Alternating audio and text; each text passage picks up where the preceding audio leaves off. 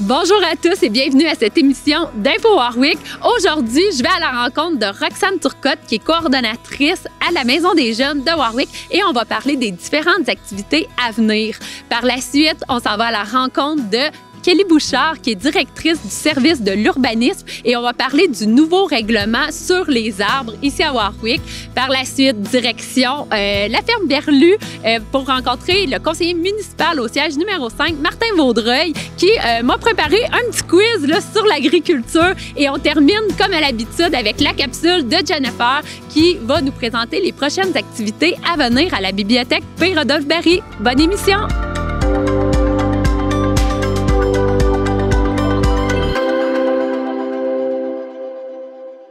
Bonjour Roxane. Allô Catherine.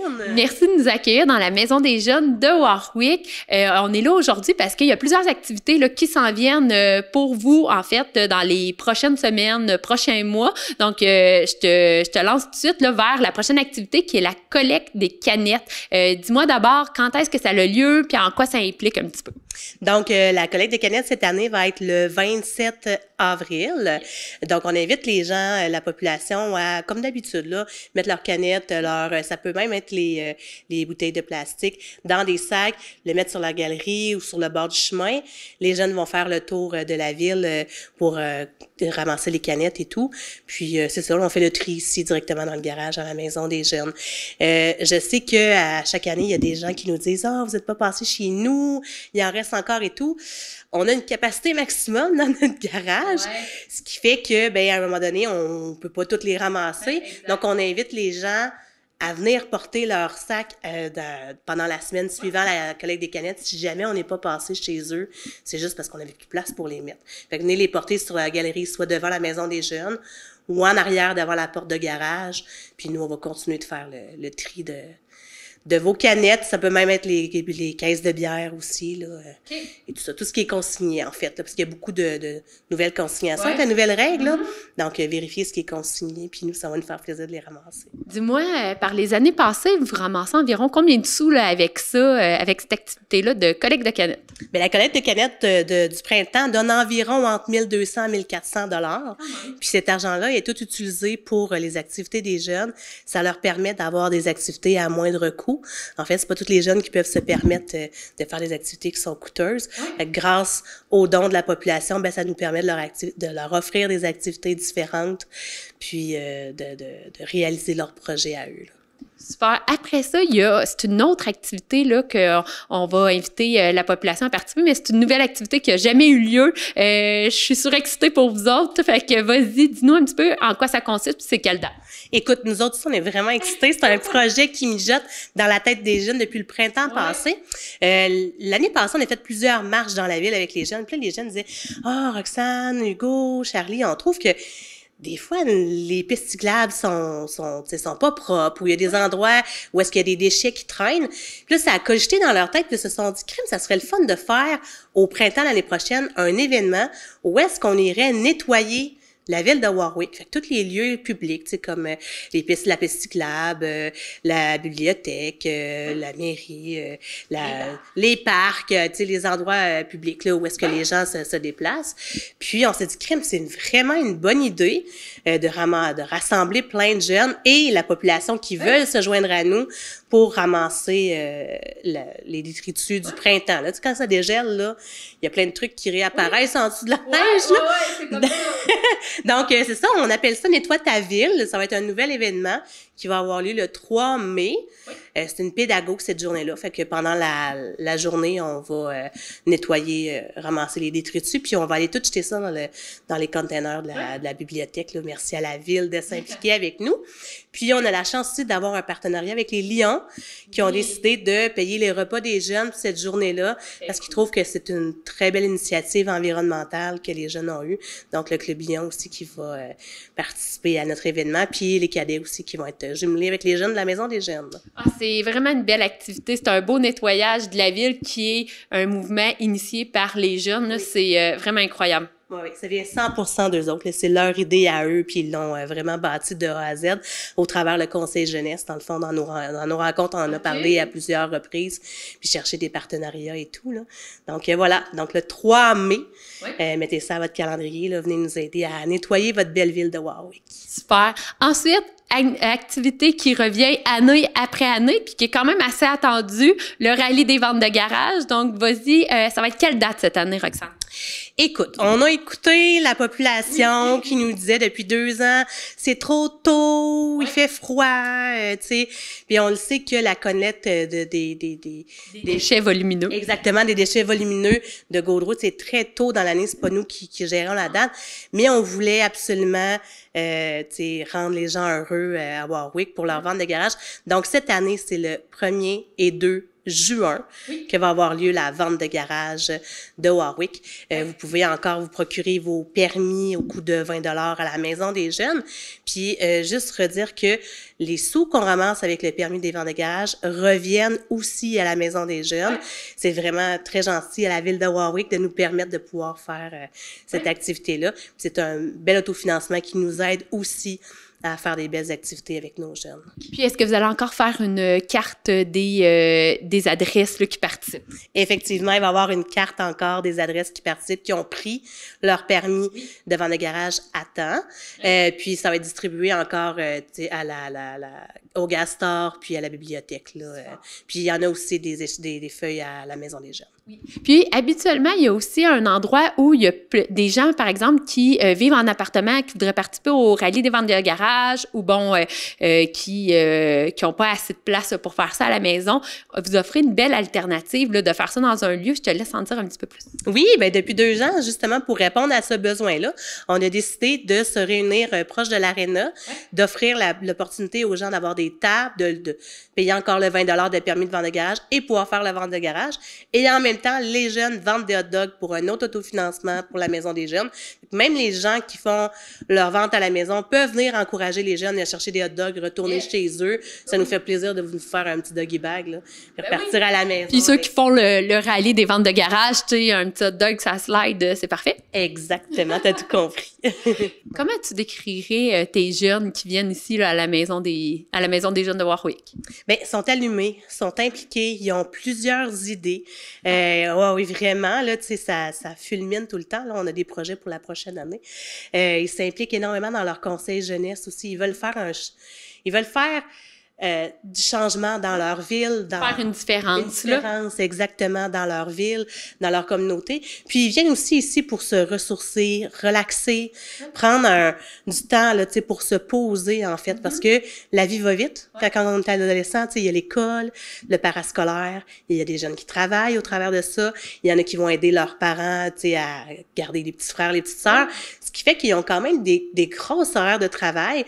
Les jeunes, des fois, sont fatigués, puis ils ont comme besoin de relaxer. Un peu comme nous, quand on va au spa, là. Ben là, eux autres, ils viennent à la Maison des Jeunes, puis ils viennent relaxer. C'est le spa, là, des ados. On a juste pas de jacuzzi. Mais c'est leur endroit à eux pour relaxer, se laisser aller, avoir du plaisir, puis faire les activités qu'ils ont envie, créer, jaser, lire, tu sais, puis tu sais ça, tu sais, juste d'être ensemble, de se réunir. Puis des fois, c'est pas tous les parents qui veulent avoir 4-5 ados dans la maison qui fait plein de bruit. On est fatigués, nous aussi, à la fin d'une journée. Ben ici, même si on en a 15, ça nous dérange pas. On est habitués à cette décibel-là de bruit, puis ça nous énergise aussi, puis on a des belles discussions avec eux, là. C'est toujours passionnant de les avoir avec nous. Ben, un gros merci, Roxane. Puis on va souhaiter un bon succès dans les prochaines activités, la collecte de canettes, le Nettoie ta ville et le rallye des ventes de garage. Donc, pour les gens qui voudraient avoir de l'information, page Facebook. Oui, sur le site de la page Facebook de la Maison de Jeunes, là, on va faire la promotion tout le temps. Ça va être aussi annoncé sur le panneau de la ville comme d'habitude. On le met aussi sur le spot de Warwick. C'est juste pour s'assurer qu'il y ait le maximum de jeunes qui le voient, excusez, je suis habituée de dire jeunes, les gens de la ville. Puis c'est ça, surveillez la page Facebook de la Maison des Jeunes, devenez abonnés, ça va vraiment vous aider à voir tout ce qu'on fait, nos activités, prévention, sensibilisation, puis voir les dates qui s'en viennent. Un gros merci. Ça me fait plaisir.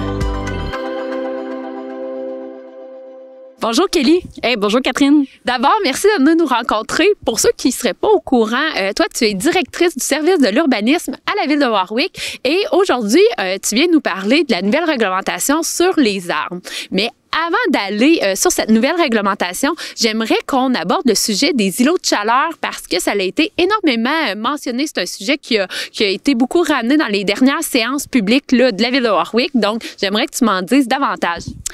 Donc, c'est ça, effectivement, là, ça a été mentionné parce qu'avec le nouveau projet de loi 67, toutes les municipalités devaient intégrer l'identification des îlots de chaleur sur son territoire. Donc, avec l'aide de l'Institut national de la santé publique, on a été capable d'avoir une carte avec les îlots de chaleur identifiés sur le territoire. Puis on l'a intégré là en fait là à notre plan d'urbanisme. Donc à chaque fois qu'on a des projets qui sont déposés ou qu'on a des modifications de réglementation, il faut toujours avoir en tête où sont nos îlots de chaleur. Donc nous à Warwick, les îlots de chaleur sont principalement sur les artères commerciales, donc la rue Saint-Louis, la rue Hôtel-de-Ville, la route 116 et également là dans nos quartiers industriels où qu'on est présentement là aujourd'hui. Avec le projet de loi 67, quel impact ça a sur la réglementation là, du service de l'urbanisme? En fait, là, on va regarder aussi à travailler sur les stationnements, l'aménagement des stationnements. Mais là, actuellement, ce qu'on a fait, c'est de modifier notre réglementation sur la plantation et l'abattage d'arbres. Okay. Donc, actuellement, ce qu'on a en vigueur, c'est on doit planter des arbres là, quand il y a une nouvelle construction résidentielle. Donc, seulement quand il y a une nouvelle construction. Donc, on n'a pas de pouvoir sur tout ce qui s'est fait avant, donc seulement sur ce qui se fait dans le futur. C'est pas une loi qui a une rétroaction, là, par exemple. Exactement. Mais là, on a modifié le règlement pour avoir une rétroaction sur certaines activités. Donc, dès qu'il va y avoir une construction, dès qu'il va y avoir une construction de bâtiments accessoires, d'agrandissement ou d'aménagement de stationnement, tout ce qui modifie en fait la topographie ou l'aménagement du terrain, nous, on va vérifier s'il y a un arbre en cours avant et un arbre en cours arrière minimalement. Puis, au niveau industriel ou commercial, est-ce que la réglementation va être modifiée? Oui, en fait, encore une fois, on n'avait rien pour les commerces, les industries. Donc là, qu'est-ce qui va être applicable? Encore une fois, dès qu'il y a une modification quelconque, il va falloir qu'il y ait un arbre minimalement en cours avant à tous les 15 mètres. Donc, si on a un terrain de 30 mètres de large, il va falloir qu'il y ait 2 arbres en cours avant. Donc, on va verdir un petit peu là, le quartier industriel là, ici, là. Je me doute qu'il y en a plusieurs là, qui sont comme moi, ils n'ont pas nécessairement le pouce vert, je vais le dire comme ça. Est-ce qu'il y a un moyen d'avoir un certain accompagnement dans le choix des arbres, dans comment le planter? Oui, c'est ça. Le service d'horticulture là, est prêt là, vraiment à accompagner là, les citoyens là, avec cette nouvelle réglementation-là, donc pour que ce soit facile pour tout le monde. Donc, il y a Mme Lina Verville là, qui est responsable de l'horticulture, là, qui a beaucoup d'expérience là-dedans. Donc, elle peut être contactée là, sans problème là, si vous avez des questions là, pour planter ou abattre un arbre. Là. Puis, dernière petite question pour ceux qui voudraient avoir de l'information pour vis-à-vis cette nouvelle réglementation-là, on les dirige vers quel média? Ça peut être sur notre site Internet, en ce moment dans la section avis public, là, parce que le règlement n'est pas encore officiellement en vigueur. Sinon, ça peut être avec le service là, de l'urbanisme là, que vous pouvez nous contacter directement, là, soit par courriel ou par téléphone. Donc, on va être disponible pour répondre à vos questions. Merci beaucoup, Kelly. Hey, merci à toi, Catherine. Bonjour, Martin. Bonjour, ma chère Catherine. D'abord, merci d'avoir accepté notre invitation. Tu es avec nous aujourd'hui à titre de conseiller municipal là, au siège numéro 5. Et aujourd'hui, c'est une capsule un petit peu différente de ce qu'on fait habituellement. Là. Donc, explique-nous qu'est-ce qu'on fait, comment ça va se passer aujourd'hui. En fait, aujourd'hui, c'est une capsule info sur l'agriculture à Warwick. Parce que, disons-le, là, c'est quand même un gros morceau, l'agriculture à Warwick, un gros morceau du territoire. Donc, tu as un quiz pour nous, en fait, pour moi aussi. Est-ce qu'on invite les gens à peut-être participer à ce quiz-là? Prendre un papier crayon à la maison, comme dans le temps, puis je vais vous lancer à toi, Catherine, et à vous à la maison, plusieurs petites questions qui sont très enrichissantes, puis vous allez être surpris des réponses. Puis là, moi, je ne connais pas ces réponses-là. Tu me sors un peu de ma zone de confort là aujourd'hui, Martin. Fait que je t'écoute. Vas-y avec ta première question, là, puis mentionnons-le. Tout ce que je sais, c'est que c'est sur l'agriculture. Fait que je t'écoute tes questions. D'accord. Ma première question, Catherine. Selon vous, quelle est l'occupation du territoire de l'agriculture à Warwick? Donc, Donc, le pourcentage en superficie là, d'agriculture, j'irais avec un 80 environ. Un 80 c'est pas mauvais, Catherine, mais il en manque. Donc, Warwick et l'agriculture représente 96,8 du territoire de Warwick. C'est incroyable quand même. Là. C'est vraiment, c'est plus que majeur. Là. Oui. On est proche du 100 là. Exactement. Puis après ça, on voulait aller un petit peu de ce que tu me disais vers plus pointu. C'est quoi exactement le type d'agriculture qui est faite? Donc, la deuxième question, combien pensez-vous que nous avons encore de très belles fermes laitières à Warwick? Combien en nombre? Oui, combien en nombre? Hey, là, c'est pas facile à répondre. Fais une image dans ta tête du nombre de rangs avec le nombre de fermes environ pour un total de... J'irais avec une cinquantaine. 50. 33 fermes laitières encore. Mais quand même, là, c'est beaucoup. Là. Oui, c'est sûr qu'il y a un petit peu moins de fermes laitières que jadis. Moi, quand j'ai commencé dans le monde de l'agriculture, il y a 40 ans, il y avait plus de fermes laitières, sauf que le cheptel laitier continue à grossir. Donc, moins de fermiers avec des plus grosses fermes. Oui, OK. Simple comme ça. Fait qu'ils grossissent, il y a moins de petits. Exactement. Vas-y, j'espère faire mieux pour la troisième question. Il n'y a pas de trouble. La troisième question. Selon toi, Catherine, des fermes porcines, combien il y en a? Des fermes de bœufs de boucherie, combien il y en a? Et des fermes de poulets, combien il y en a? OK, il y a juste la dernière qui est facile. Les deux autres... De porc, combien? Moi, j'irais, étant donné qu'il y a 33 fermes laitières, je pense qu'il y a moins de fermes porcines, donc j'irais avec une vingtaine. On a sur notre territoire 4 fermes porcines. On a 4 fermes porcines et les animaux de bœuf, boucherie, selon toi? Ça aussi, il n'y en a pas beaucoup, Catherine. 7. Ben, tu t'approches. On en a 5. Ah, regarde. Ouais!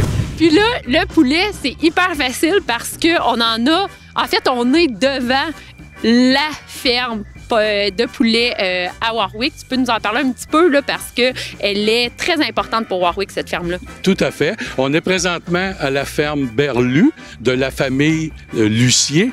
Puis la famille Lucier occupe ces terres depuis exactement cette année 120 ans. Donc, ici, qu'est-ce qui se passe à la ferme? Maintenant, ils ne font que du poulet. Puis je veux que vous compreniez qu'ici, dans un cycle de production de poulet, un cycle dure 56 jours. OK. Et dans ces 56 jours qui produisent du poulet, ils en font 90 000 poulets. Imagine-toi, Catherine, en 56 jours. C'est vraiment incroyable. Et ce qui fait à noter, ce qui est impressionnant aussi, c'est que la majeure partie de ces poulets sont distribués par la rôtisserie Saint-Hubert. OK. C'est vraiment...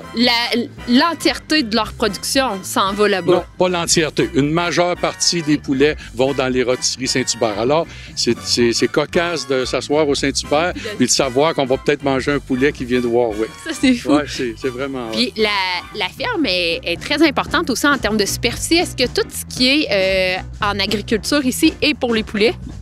Et pour les poulets, puis il y a aussi un petit peu de commercialisation de grains.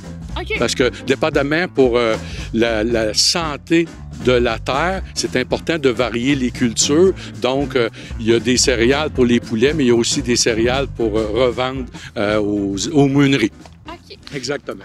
Maintenant, j'aimerais ça, Martin, parler un petit peu de l'importance. On a parlé du nombre de fermes, puis de comment, en termes de superficie, mais qu'est-ce que ça représente économiquement d'avoir une ville qui est autant axée sur l'agriculture? En fait, c'est fou de voir comment que les agriculteurs sont des moteurs économiques, parce que je vais vous nommer, il y en a plein d'entreprises qui sont étroitement reliées avec le secteur agricole, mais je vais vous en nommer que quelques-unes, puis vous allez comprendre l'importance. On peut penser à Shampoo Machinerie, Machinerie Lemay, transport de céréales Jean-Pierre Desrochers, transport de lait Gauthier. On peut penser à la compagnie Ferbeau qui font des équipements intérieurs agricoles. On peut penser ici sur la 116, le centre de grains Vivaco, puis aussi, sans oublier, Fibre de verre Vaudreuil. Surtout Fibre de verre Vaudreuil. Exactement. Maintenant, dis-moi, Martin, à titre de conseiller municipal, d'élu municipal, ça serait quoi ton plus beau rêve en termes pour la ville de Warwick, là, à terme d'élu? Bien, un très beau rêve agricole que j'aurais et que je vais vivre, c'est sûr, c'est qu'à Warwick, on a plus ou moins 10 terres en friche. Des terres en friche, Catherine, c'est des terres qui sont en repos. Alors moi, ce que j'aimerais beaucoup, c'est sur ces terres en friche qu'on voit, je vais exprimer le bon terme, que l'on voit pousser des serres. Ces serres, on l'entend beaucoup depuis surtout la pandémie, ces serres seraient là pour faire en sorte, et au niveau du Québec et au niveau de Warwick, pour continuer à ce qu'on ait notre autonomie alimentaire envers nos familles de Warwick et du Québec. Alors, ça serait... un beau rêve. Oui, merci beaucoup. Ouais. Warwick, ça serait un beau berceau de l'alimentation autonome. Exactement. Puis il y a au moins 10 beaux endroits là, qu'on pourrait faire en sorte là, que si on pourrait ériger ces serres, là, ça serait magnifique. Ben, un gros merci, Martin, d'avoir accepté notre invitation et pour le quiz. Ça m'a vraiment sorti de ma zone de confort. Merci. D'accord, je te remercie beaucoup. Puis je vous souhaite une très belle journée. Bonjour Jennifer. Allô Catherine! Merci de venir nous rencontrer. Encore ce mois-ci, tu viens nous faire la présentation de la programmation à la bibliothèque P. Rodolphe Barry. Donc, je te passe la POC. Merci. Donc, on commence avec le 27 février, une causerie-conférence avec Fabienne Ascherman. Dans le fond, on va parler là, de la tyrannie du bonheur. Donc, une conversation, là, un échange entre participants et Fabienne qui va vous apporter des petits points. Puis, ça s'adresse à quelle clientèle d'âge? Je dirais plus adultes, là, 18 ans et plus. Là, puis les personnes qui vivent seules, c'est souvent intéressant pour eux. Parfait. Et on rappelle que c'est gratuit. L'entièreté de la programmation, est-ce qu'elle est encore gratuite? Oui, puis on tombe dans la semaine de relâche. Donc, pour la semaine de relâche, on a organisé des activités tout le long de les 3 jours qu'on est ouvert. Donc, le lundi, on a un spectacle avec Jimmy Stratosphère à 18h30. Le 6 mars, on a un rallye qui va durer tous les jours d'ouverture sur Alice au Pays des Merveilles. Okay. Puis, le vendredi, on a du Diamond Painting. Mais là, cette fois-ci, c'est différent. On a acheté des sous-verres en forme d'animaux. Donc, c'est un par enfant là, jusqu'à la quantité qu'on a. OK. Puis, je me permets d'en revenir. Jimmy Stratosphère, c'est quoi le spectacle cette année? Est-ce que c'est encore un spectacle de magie, de clown, quelque chose comme ça? Oui, exactement, avec son énergie là, flamboyante. Oui, flamboyante. Oui, Jimmy, il est assez explosif. Ensuite, qu'est-ce qu'il va avoir comme activité à la bibliothèque? Après, on a l'heure du conte le samedi dans la semaine de relâche là, avec Nora Vox, excusez-moi. Elle, c'est vraiment très interactif. Là. On bouge, puis elle utilise des sons de voix différents. C'est vraiment très, très interactif. OK. Puis par la suite, le 11 mars, on a un atelier pour les adolescents. Oui. Atelier de anorexie et boulimie qui vient... tu sais, c'est un sujet quand même qui touche beaucoup les jeunes, l'image de soi et tout. Puis on parle de ça avec les adolescents et adolescentes parce que ça touche autant les garçons que les filles. Puis le 15 mars à 18h30, on a un lancement de livre avec Madame Carole Denis, un lancement de livre de jeunesse. OK. Donc, je vous laisse voir l'affiche qui va vous dire c'est quoi le livre. Par la suite, le 20 mars à 13h30, English Tea Time avec Pierrette. Donc, tu n'as pas besoin d'être un expert. Là. C'est vraiment un atelier qui pratique l'anglais d'une façon rigolote et dans le respect là, des participants. Le 20 mars, en soirée aussi, on a le yoga pour enfants avec Marianne Brouillard. Pour ce qui est du yoga, est-ce que c'est important que le parent soit accompagnateur? Oui, bon, on suggère, puis c'est parce que ça peut vous donner des idées là, pour la routine du dodo. Des fois, quand c'est difficile, faire une petite séance de yoga avec notre enfant, on l'amène au calme, puis on l'envoie faire dodo par la suite. Des fois, ça peut aider dans la routine du dodo. Puis le 23 mars, le spectacle La poule aux grandes oreilles. Oh, ça, j'en déduis que c'est le spectacle thématique Pâques. Oui, exactement. Puis on est dans la fantaisie, les poules, le rire, des blagues très humoristiques comme Les poules aux grandes oreilles, là. Ça dit tout dans le titre. Puis on finit là, le 25 mars à 16h, le cours d'aquarelle avec Madame Pat. Puis, pour ce qui est des inscriptions, comment ça fonctionne pour les gens qui voudraient s'inscrire à une activité que je rappelle, encore une fois, gratuite? Oui, important. Soit vous pouvez appeler au 819-358-4325 ou vous pouvez nous contacter par la page Facebook. C'est important, même si les activités sont gratuites, nous, si on n'a pas d'inscription, tu sais, on cancelle. On cancelle, oui, exactement. Donc, on appelle pour réserver. C'est toujours plus apprécié. Puis, au moins, on est sûr qu'on va avoir du plaisir avec tout le monde. Bon, ben ça marche. Et maintenant, on part un petit peu de la bibliothèque là, parce que on a fait le tour. Puis on a quand même une grosse nouvelle. Ça l'a paru un petit peu partout. Mais on a une nouvelle à annoncer aux citoyens de Warwick. Je te laisse la parole, Jennifer. Oui, je suis très enthousiaste d'annoncer ça parce que c'est un beau projet qui s'en vient là, à la ville de Warwick. Nous allons maintenant reprendre le flambeau du camp de jour de Warwick. Donc, ça sera nous, là, les deux, qui va s'occuper du camp de jour. Donc, on vous invite, si vous avez des questions, à nous contacter soit par la page Facebook du camp de jour de Warwick ou par le téléphone là, au 819-358-4300.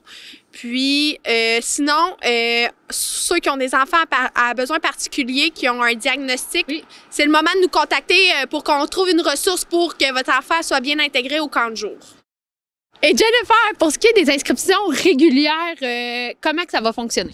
Je vous invite là, à rester à l'affût là, sur notre page Facebook. Sinon, on va distribuer là, dans les écoles là, un dépliant qui va vous donner les informations générales, là, le coût, quand le camp de jour va commencer, les sorties, là, vraiment tous les détails reliés à ça. Mais je tiens à dire, n'hésitez pas à nous écrire si vous avez des questions parce que cette année, une nouveauté, maternelle 4 ans sont admissibles. Donc, ceux qui sont allés à la maternelle 4 ans peuvent être au camp de jour. Là. Super. Puis, je tiens à mentionner là, que quand on dit la page Facebook, c'est la même que les années dernières. Là, on a juste repris le contrôle. Donc, on a bien hâte de voir les cocos. Oui, merci beaucoup!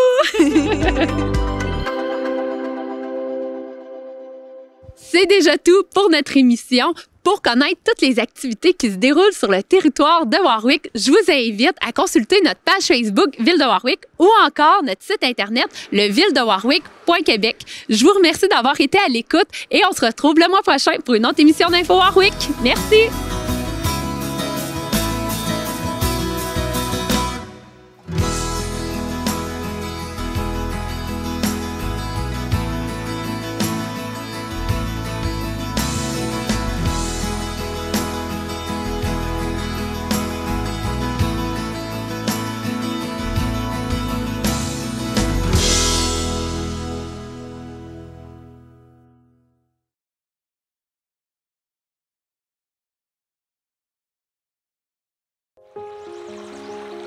Depuis 30 ans déjà, Albatros Bois-Franc Érable offre de l'accompagnement bénévole dédié aux gens en fin de vie et à leurs proches.